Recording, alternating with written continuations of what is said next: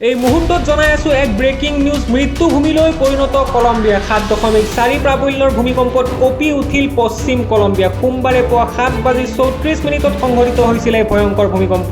চকু অঞ্চলৰ San জুজ Dell পালমাৰত ভূমিকম্পৰ অভিকেন্দ্ৰ। ভূমিকম্পত মৃতকৰ সংখ্যা বৃদ্ধি পায় 132 জনলৈ। আমি পুনৰবাৰ জনাই আছো এক ব্ৰেকিং নিউজ।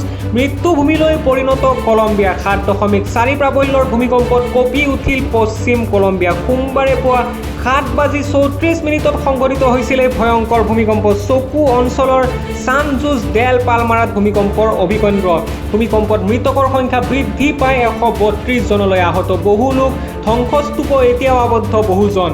86টাকৈ অধিক অট্টালিকা আৰু 61টাকৈ বাসগৃহ সম্পূৰ্ণৰূপে ধ্বংস।